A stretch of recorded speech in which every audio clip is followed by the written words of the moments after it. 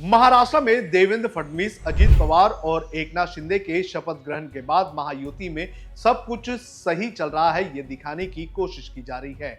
भले ही तीनों नेताओं ने मंत्री पद की शपथ ले ली है, लेकिन अब भी मंत्रालय को लेकर बीजेपी और एकनाथ शिंदे के बीच बात नहीं बन पाई है।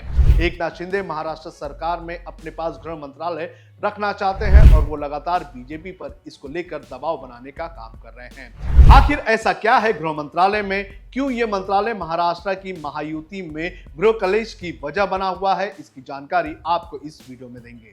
नमस्कार, आप देख रहे हैं लोकमत हिंदी और मेरा नाम है सोनू कनौजिया। सबसे पहले जान लेते हैं कि गृह मंत्रालय की अहमियत क्या है। किसी भी राज्य या केंद्र सरकार के लिए गृह मंत्रालय काफी अहम मंत्रालय होता है। इस मंत्रालय के तहत पुलिस, जांच एजेंसियां, खुफिया विभाग, सिक्योरिटी एजेंसीज, इंटेलिजेंस एजेंसियां आती हैं और इसके चलते ये मंत्रालय काफी ताकतवर मंत्रालय बन जाता है। कहा जाता है कि जिसके हाथ में पुलिस होती है वो राज्य और देश को कंट्रोल करता है, फिर चाहे वो मुख्यमंत्री हो, उप मुख्यमंत्री हो या कोई और मंत्री।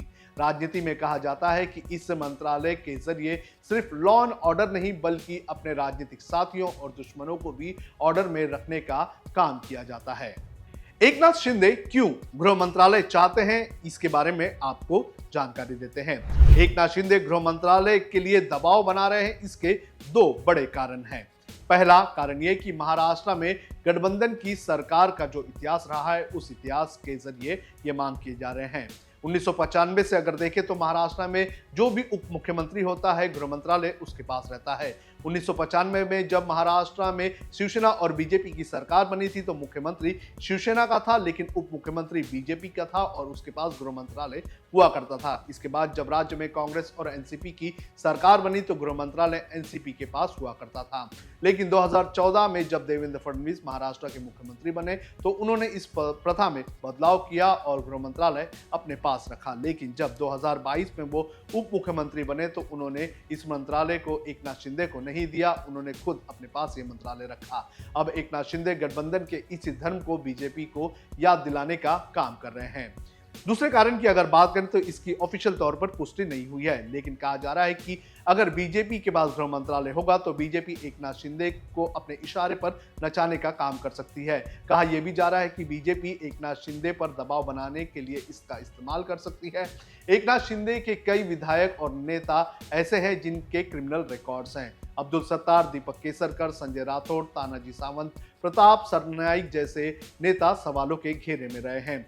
एकनाथ शिंदे अपने साथ बगावत कर आए सभी नेताओं को सुरक्षित रखना चाहते हैं। वो नहीं चाहते हैं कि उनके साथ आए किसी भी नेता को किसी भी प्रकार का सामना करना पड़े। 2022 में एकनाथ शिंदे ने जब उद्धव ठाकरे से बगावत की थी तो उन्होंने उस वक्त अपने साथ आए सभी विधायकों को खुश रखने का काम किया था। बीजेपी की तरह खोलना चाहते हैं एकनाथ शिंदे फाइल। आपको बता दें कि गृह मंत्रालय जिसके पास होता है उसके पास राजनेताओं से जुड़ी हुई कई अहम जानकारियां होती हैं। पॉलिटिकल पार्टियां ऐसी जानकारियों को सही समय पर इस्तेमाल करने का काम करती हैं। महाराष्ट्र के पॉलिटिकल हलकों में यह चर्चा है कि बीजेपी ने एकनाथ शिंदे के नेताओं समेत कई नेताओं की फाइल बनाई हुई है। एकनाथ शिंदे भी गृह मंत्रालय इसी को लेकर अपने पास रखना चाहते हैं। आपको बता दें कि जिस तरह से महाराष्ट्र में एकनाथ शिंदे ने उप मुख्यमंत्री पद की शपथ ली है, उससे ये साफ है कि एकनाथ शिंदे गठबंधन में काफी कमजोर हो चुके हैं। ऐसे में गृह मंत्रालय ही एक ऐसा मौका है जो एकनाथ शिंदे को इस सरकार में अपनी ताकत वापस ला कर दे सकता है। और यही कारण है कि शपथ ग्रहण लेने के बाद भी जो पोर्टफोलियो हैं मिनिस्टर्स के, वो अब तक तय नहीं हो पाए हैं। ये भी अब तक तय नहीं हो पाया है कि कौन सी पार्टी से कौन कौन मंत्री बनेगा और किसके पास कौन से मंत्रालय होंगे। तो गृह मंत्रालय को लेकर महाराष्ट्र में जो गृह कलेश है वो बीजेपी और शिवसेना के बीच चल रहा है। आपको क्या लगता है कि क्या एकनाथ शिंदे को यह मंत्रालय मिल पाएगा? आप हमें कमेंट करके जरूर बताएं।